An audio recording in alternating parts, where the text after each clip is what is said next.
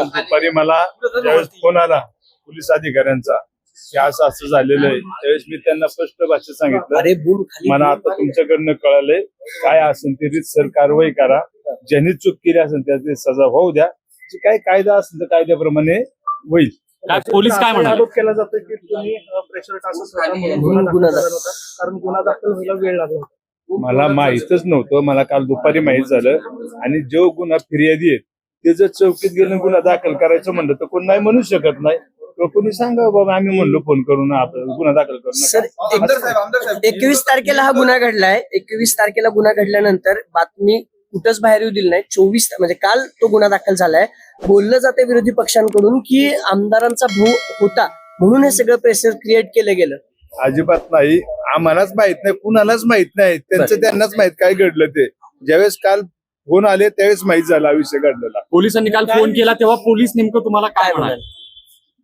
मला निरोप असा आला, तुमच्या बंधूंच्या विरोधात आणि त्यांच्या मित्रांच्या विरोधात गुन्हा दाखल झालेला आहे, एवढंच मला सांगितलं. दादांशी काय बोलणं झालं? दादांशी काय बोलणं झालं का? नाही, ह्या विषयावर. बंदूक कसं काय आली सर त्यांच्याकडे? बंदूक कसं काय आली त्यांच्याकडे? हजर झाले की अटक झाली? नाही, आम्ही हजर जा कोणी सांगितलं. मला ज्यावेळेस कळलं मी स्पष्ट भाषेत सांगितलं की तुम्ही जायचं चौकीत जाऊ, जे कोण आपले अधिकारी असेल त्यांच्याकडे जाऊन हजर व्हा. तुम्ही माहिती द्यायची का तुमच्या मतदारसंघात काय नेमकी घटना घडली, कधी घडली? माझ्या मतदार घटनेबद्दल माहिती घेतली का? नाही नाही, एक सांगतो, मला ज्यावेळेस कळलं मी स्पष्ट भाषेत सांगितलं. मला माझे एक पत्रकार आहे काल सोनवणे म्हणून आमचे पुढारीचे, त्यांनी फोन केला, भाऊ असं असं घडलंय, तुमचं काय म्हणणे. मी स्पष्ट भाषेत सांगितले, तू बिनधास्त सांग, माझं स्पष्ट सांगले, चुकीचं काम कोणी केलं असेल तर मी त्यात कधीच हस्तक्षेप करणार नाही. मग तो माझा भाऊ असू द्या, माझा मित्र असो किंवा कोणी असो, कारण माझा इतिहास आहे, अख्ख्या तालुक्याला माहितीये. मी चुकीचं काम माझ्या घरच्यांनी केलं तरी कुणाला सोडत नाही, मग तो कुणी असू द्या. बंदुकीचा परवाना आहे का त्यांच्याकडे? बंदुकीचा परवाना का? त्याच्याकडे बंदुकीचा परवाना नाहीये आणि त्याच्याकडे बंदूक नव्हती.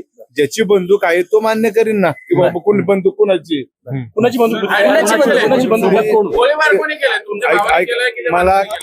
मला माहित नाही, पण एक सांगतो, ज्याची बंदूक आहे तो बंदूकवाला सांगणार आहे. मी ते नव्हतं तर मी काय सांगणार. गणपत जगताप त्यांची लायसन आहे, त्याचं मी चौकशी केली. भावाची पार्श्वभूमी काय? माझा ऐका, माझा बारका भाऊ आहे, तो ऍक्च्युली समाजकार्य करतो किंवा शेती माझी बघतो आणि वारकरी सम्राट फिरत असतो.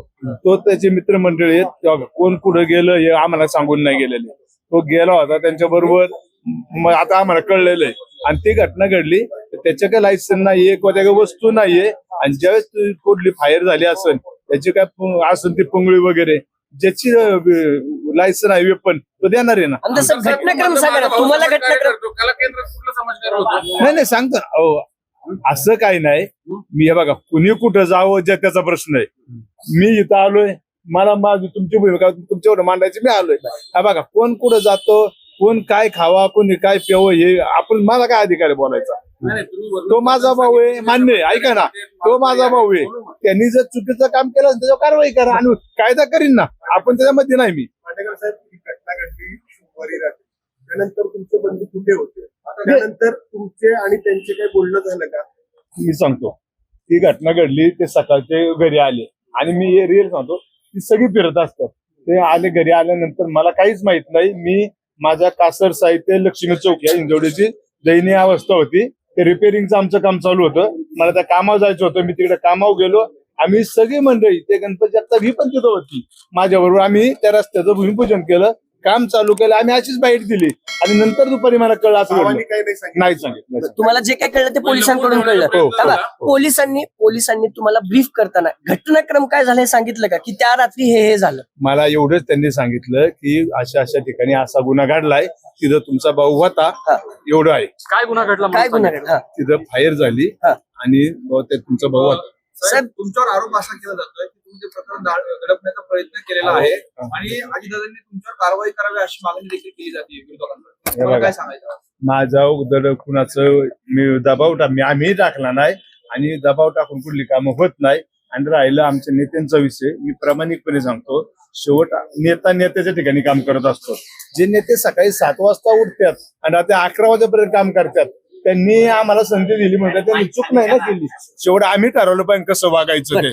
आणि ऐका, माझं स्पष्ट म्हणजे मी जो कोणी चुकी केली असेल त्याला कायदा आहे, कायद्याने शासन होईल आणि जे होईल ते मला मान्य आहे. अजित दादांशी तुमचं बोलणं झालंय काय नाही, या असं विषयावर नाही, कारण की दादांचा वाढदिवस होता. हा. त्यावेळी दादा दिवसभर बिझी होते. मी शुभेच्छा पण करत येणार होतो, परंतु मी बाकी तुमच्याच माध्यमात त्या ठिकाणी वाढदिवस शुभेच्छा दिल्या. त्यामुळे मी बोललोच नाही दादांशी. माझी काली चर्चा झाली नाही. या घटनेमध्ये एक नर्तिका जखमी असल्याची माहिती मिळते. हा. तर त्याच्याबद्दल काय तुम्हाला ऐका ना साहेब, जे झाले मी ते हेच योग्य. सांगतो, जर जखमी असेल तर कारवाई होईल ना, तुमच्या तपासात पुढे येईल ना, अधिकारी तपास करतील. त्या स्थानिक पोलिसांशी काही बोलणं झालं का नाही तुमचं? नाही तुम्ही पोलीस स्टेशनला फोन केला होता त्या रात्री कुठं काही नाही, ऑन नाही. रेकॉर्ड आहे? नाही नाही झालं तर दिवस का लागले गुन्हा दाखल व्हायला? आता मला काय माहिती, जर ऐका ना, फिर्यादी जर पुढे येऊन कुणी दाखल केलं तरच हा. गुन्हा दाखल होणार आहे ना. तुम्ही स्वतः तर प्रिंट मीडिया जाऊ शकत नाही, CI पण जाऊ माहिती अशी शकत आहे नाही. आमदार साहेब, बरं, ऐका. पोलीस झाले तिथे गेले होते, त्यांनी त्या नर्तिकांचे नाही नाव माहिती. पण रेकॉर्ड केले की इथं काही घडलं नाही. प्रकरण मग ऐका ना दाबण्याचा साहेब, प्रयत्न मग झालेला तो आहे. त्यांचा विषय, ते तपास बंधू कार्य आहेत, त्यांचं. पण ऐका, प्रश्न तुमच्याकडे येतो. तो त्यांचं तपास कार्य आहे, त्यांचं त्यांना माहिती, मला याबद्दल काही माहिती नाही. जी घटना घडली आहे नाही, रात्री मी बघा, मी काय सांगितलं, मी चुकीच्या कामात कधी जात नाही.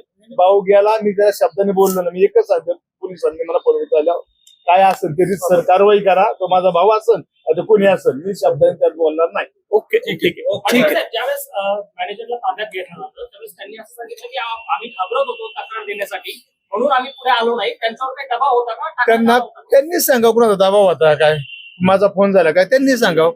खांडेकर साहेब, पहिलं- तुमचे बंधू कला केंद्रावरती जातात काही तुम्हाला कल्पना नाही. नाही, मला नाही, तालुक्यात कुणालाच नाही. ज्यावेळेस हे ऐकलंय ना, आम्हाला सगळ्यांना शॉक बसला. मी आत्ताही कीर्तनात होतो, मी 2.5 तास कीर्तनात बसलेलोय आणि मी कायमच कीर्तनात बसलो, सगळ्या जगाला माहिती. मी तिथं बसलो होतो ज्यावेळेस मला लोक सांगाय, पण लोकांना वाटतंय हे कसं काय बोलावं, कारण ते होऊच शकत नाही. त्यांचं म्हणणे त्यांच्या मित्रांनी त्यांना तिथं नेलं. ते बळजबरीने आता बघा, नेलं, कोण काय बारीक सांगता नाही, हे बघा नेलं. मी ह्या माताचा आहे, कोण बारीक नाहीये, कोण उचलून न्यायला. शेवट मित्र असेल कोण पुढे जातो, त्यांची चूक आहे ना, त्यांनी त्यांचं ठरवलं पाहिजे कुठे जायचं कुठे नाही. तुमच्या भावाला पुसून गेलं तिथं काही असं काय नाही. साहेब आता काय झालंय, मी जर हे बोललो तर समाज मान्य करीन का? लहान मुलं नाही ते. हे बघा, माझं स्पष्ट म्हणणं आहे, जे आहे ते आहे, तो त्यांच्याबरोबर गेला ही त्याची चूक आहे. घडलेला प्रकार चुकीचा घडला. 100% हा बघा, जे घडलंय ते चुकीचं आहे, ते निंदनीय आहे. मी त्याचं समर्थन करणार नाही. जे काय कारवाई असेल ती पोलीस स्टेशन संबंधित यंत्रणा करतील, तो मला मान्य असेल. विरोधक आमदार गेले होते विरोधक- किती दिवसांपासून एकमेकांना ओळखतात त्यांच्यासोबत ऍक्च्युली जे मित्र गेले ऍक्च्युली त्यांची आणि आमची मैत्री, कारण की ते उपसरपंच होते, मी तालुकाध्यक्ष होतो, मी जिल्हा परिषद सदस्य झालो. त्यांचे माझे संबंध आहे पूर्वीपासूनचे. आता या राजकारणामुळे त्यांची ओळख झाली असेल. रोहित पवार असं म्हणतात, रोहित पवारांनी केलं. त्यांनी पण म्हणलं विरोधकांनी की यावरती कशा पद्धतीने भूमिका तुमचाच मांडली? आता विरोधक त्यांचे, ऐका ना, विरोधक त्यांची भूमिका मांडणार आहे, ते त्यांचं काम करते ना, आम्ही आमचं काम चालू आहे ना. आम्हाला काही एवढंच काम नाही, आम्हाला लोकांच्या समस्या आहेत. माझ्या 3 तालुक्याचा मतदारसंघ आहे. मला रोज मी सकाळी 7 वाजता माझ्याकडे लोक भेटायला येतात, मी रात्री 1-1.5 वाजेपर्यंत लोकांना भेटत असतो. त्यामुळे मला अशा फालतू गोष्टी तर पुन्हा टिपका टिप्पणीत वेळ नसतो. आणि नेत्यांची शिकवण आहे, विकास कामं करायची, विकास कामाला प्राधान्य द्यायचे, आम्ही तेवढंच या करू. प्रकरणामुळे तुम्हाला या प्रकरणामुळे फायरिंग झाली त्याबद्दल काय माहिती आहे का? म्हणजे अशी वेळ का आली तिथं फायरिंग नाही, मला काही माहित नाहीये. मला तुमच्या मीडियाच्या माध्यमातून जेव्हा फोन आला त्यावेळेस कळलं. तुम्ही गांधी टोपी घालून नेतृत्व करता, वारकरी संप्रदायाचं तुम्ही आहे, तर हे असं वागणं कितपत योग्य वाटतं? चुकीचं आहे. आणि मी समर्थन करत नाही, चुकीचंच आहे. आमदार साहेब, तुमच्या भावाच्या कृत्यामुळे तुमची मानहानी झाली असं वाटतं का? ऐका ना साहेब, 2 भाव 4 भाव असं, एक चोर असतो, एक देव पण असतो. त्यांनी त्याचं काम हे समजा ठीक आहे ना, त्याची चूक झाली, मला मान्य आहे. त्यांनी त्याच्या चुकीचं प्रायश्चित्त शासन त्याला देईल, परंतु मी माझं काम करतोय, त्यांनी त्याची चूक झाली, मी माझं काम करतोय. मी आता पण सकाळपासून 4थ्या कार्यक्रमात होतो, मी माझं काम नाही सोडलं. ओके साहेब. धन्यवाद.